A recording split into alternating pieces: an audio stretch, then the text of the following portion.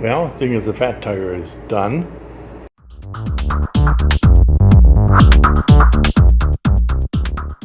now I get to attack this guy.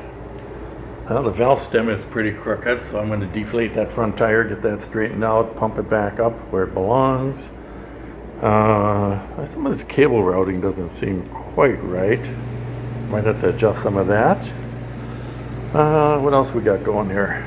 Back wheels look okay. I think those taillights might not be right. Or taillight reflectors. That's got to be fixed. This seems a little bit... yeah, that needs a little work. So, get this guy cleaned up, get her put together right, and get her prepped for the motor conversion. So that's the project for this afternoon. Well, that didn't take long. I pulled the fenders off, flipped the reflectors around where they're supposed to be, added some extra braces in the fender here because these are really cheaply floppy, crappy things. But that's good. That's all fixed. Got the tires pumped up. It's much more stable. Adjusted the two chains. There's a main chain and there's a small little chain back there. Adjusted both of those. Got the front fender on. Dinger. Got the dinger. So, this is as far as I can go. This thing's all done. And as soon as the mid-drive shows up, then we will proceed. I'll have to add on to the chain a little bit, and that shouldn't be bad at all. I think that's going to be a real easy transformation. So we will continue once we get to that point. So I decided to get going on this thing, even though the mid-drive motor is not here yet. It should be here any day now. So I thought I'd go ahead and get this thing going. Pulled the chain guard off, pulled the crank assembly out, which was a chore. This one here, I had to cut. Let's see if I can focus in on it. There. I had to cut this one, and I heated the heck out of it because even though I screwed my extractor, which is right there, all the way in, it pulled the threads right out. You can see they're just ripped right out of there. So I had to cut this and jam a screwdriver in there. God, focus, come on. To give it a little relief, and it came right off. So that was fine. The other side came out just fine. But these all go in the garbage anyway, so it doesn't matter. That's why I didn't care. But I want to show you something else here. They say you can pull the seat off and dump oil down the stem and lubricate these bearings, which is true on this type of bearing. But a lot of them use a cassette like this. This is a sealed unit. You can dump all the oil you want in there and it's going nowhere. I actually saved this one so I could do this video. This will be thrown in the dumpster too. But it does work on this, although you're better off, I think, to take it apart and grease them than you are to just dump oil in there, in my opinion. But anyway, this was off of Schwinn. That's off of my Triton, I think. So just a different way it's set up. And that one came out better than this one did. So anyway, just something you need to check on. Well, what a day this is.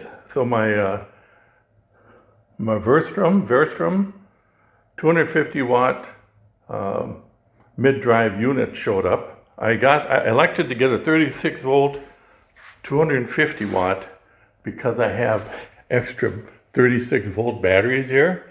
One of those is a 19, I believe it's this one. No, this one, 19 amp hour, that's going in there. So I don't have to buy a battery. And this is for my wife's machine here, which is a single speed. She's just going to use it for chasing around town and occasionally a little trail run maybe. But I think this is going to be just perfect for her. It's not going to overpower or anything like that. It's a pretty basic unit, so we'll see how this goes. We're going to start on it right now. I already pulled the crank out. I did that the other day. So I got it prepped. So it should go pretty quick here. So I'm going to go right at it. That went real quick. So I got the cranks on, I got the unit in. No big deal. You've seen probably 100 videos on how this is done. Got the lock ring there, just tighten up the lock ring, tighten up the little screws here. I did put an extra little screw in here to keep the unit from rotating. Should be okay. This is a pretty small motor, so it's not going to exert a lot of force. I like the cabling on it. It's got really 3 cables. Yeah, it's got 3 cables. So it should be pretty easy to wire up the rest of it. But at this point, 10 minutes into it, and I got this far. So I'm going to go ahead and tip this guy down, and I'm going to start doing the handlebars and all that. We'll see how that goes when I get to that point. Well, it went pretty good. I got everything wired. It takes gobs of zip ties. That's part of the deal. I've got one of the brake levers, the original brake levers, because it has the lock. And then I replaced the other one with the one that's got the disconnect switch in it. Because these things are usually built for bicycles and not trikes, there's the speed sensor wire, and there's the wheel, and I'm about 8 inches short. So I'm going to the hardware store right now to pick up some wire, and I'm going to extend the cable. This is kind of a standard thing. Here's the speed sensor here, and it's just 3 wires, and they're color coded. So I'll just solder those. I'm going to add probably 12 inches, and then shrink wrap them and bind them up, and that should take care of it. So it's always something, but it's going pretty good. Gee, I started this at 1 o'clock, and it's 20 to 3, and I'm pretty much done. I haven't tried out the motor yet. I got to put the chain on. That's no big deal. But it's looking pretty good, actually. I've got the battery temporarily zip tied in place there. That's where the battery is going to end up. And I've got the connector set up there so I can just unplug the end. But I got to rig it up so I can pull the battery out if I need to charge it or put in storage or whatever. So that's a minor thing. That's down the road. Right now it's zip tied, and that'll be the location for the test drive. So yeah, I'm right now pretty pleased. You do one of these things and the next one goes 10 times faster. The unit's real nice. You notice it doesn't hang down real much. I don't imagine it's going to exert a lot of assistance, but this thing actually pedals pretty easy on its own, and it's a single speed, so it should be more than adequate, I think. But we'll find out with the test driving. Okay, well, she's a done deal as far as I can go. I had to make some adjustments on the chain and the fenders because they're rubbing. The back wheels were crooked, so I had to straighten them out. Brand new bike. Isn't that funny that the wheels are crooked? Little glitch here though. Let me turn this off and turn it back on. It was coming up with an error, the red arrow there, but that went away. Bottom here, that's the battery voltage. That battery is fully charged and brand new.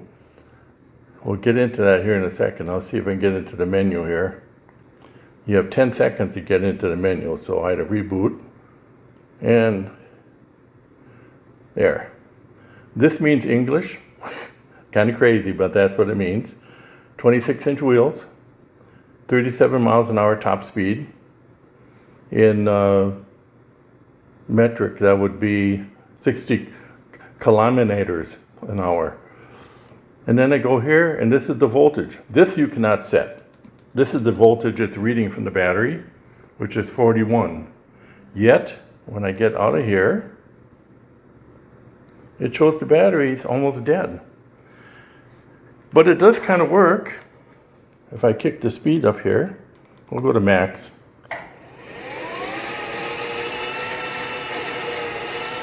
Doesn't sound good though, does it?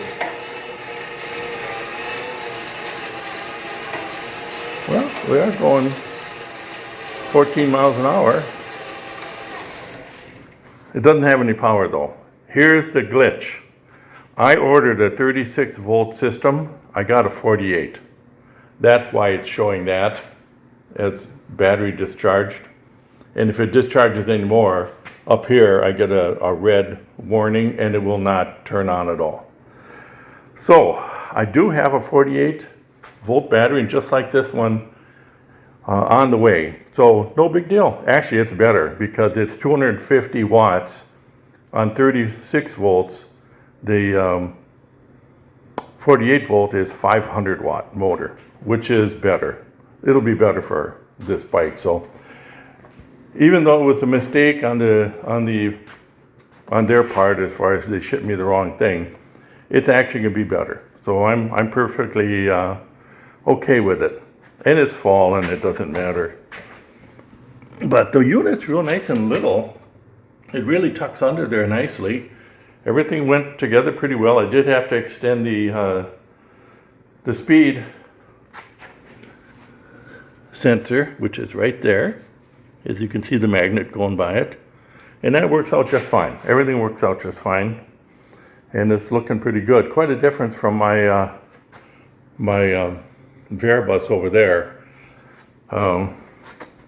I don't know what to think of this thing.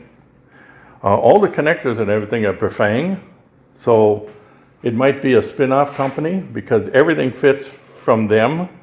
I can get a different display and all that right from Bafang. So I don't know what to think of that either. This display is actually okay. It tells you the basics. It tells you how much power your setting is. You can crank that up or down. It tells you the battery voltage, and it tells you miles per hour. That's all you need to know in general, and that'll be fine. So I guess we'll wait till the battery shows up before I give it the test. I'm afraid if I take off with this battery, I won't get around the block. So I hate to do physical effort, you know. Anyway. Okay, wifey trike -2. This one is done. I did get the battery in finally.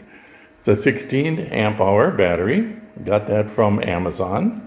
It was $199. The mid-drive was $259. I got that through AliExpress. And so I've got zip ties and all that, about 500 in it. A little bit less than 500. And then the bike was 100. So $600 trike is what we ended up with.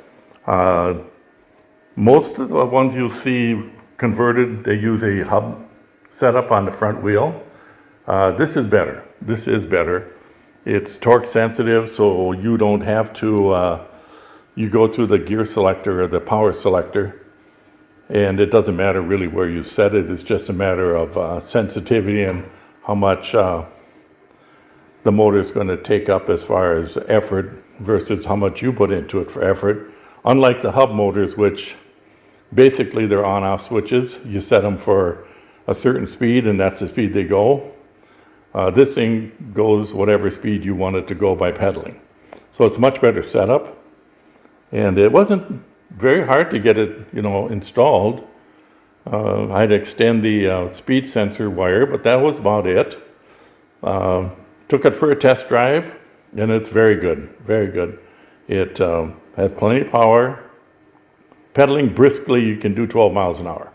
And that's pretty much trail speed, chasing around town speed, so that it'll be good. She probably won't even go that fast. I'm thinking she'll probably pedal about 10 miles an hour, which is still gets her from A to B just fine. As far as, a lot of positives on the motor, even though it's a tiny little 500 watt thing, it does pack a punch. It's pretty good. The only thing that I found a little disturbing is all you have to do is put pressure on the pedal and it'll take off. On my bike over there, on the VarBus unit, which is, I think, real similar to a Bafang, the pedals actually have to be turning. The crank has to be turning, and then the torque sensor kicks in. So it kind of got a combination of cadence sensor and torque sensing, where this is purely torque sensor. So if I was to turn it on and right now just step on the pedal, it would jump forward. If I squeeze the brake lever here, it won't do that because it has the cutoff switch. So we just have to make sure when she rides it that she's got that lever depressed or whatever. The other side has got the stock one because it's got the brake. You got to have a brake on a trike or they roll down the hill. So that's something you got to get used to. that it doesn't use cadence at all. It uses just torque. And you're real limited onto what you can set. You can set the tire size, the speed maximum, and imperial or metric. That's about it. You can't set the torque sensor or anything like that. So for $100 more, you get this unit over here, which you can set your sensitivity, your torque sensing, and a whole bunch of stuff. So that's the negative. You're really limited. You know, you get what you pay for. You save $100, but you get a limited number of configurations. But for this particular unit, this is fine. This is fine. She'll be happy, and it'll get the job done. So right now, I'd have to say she's a success and a done deal.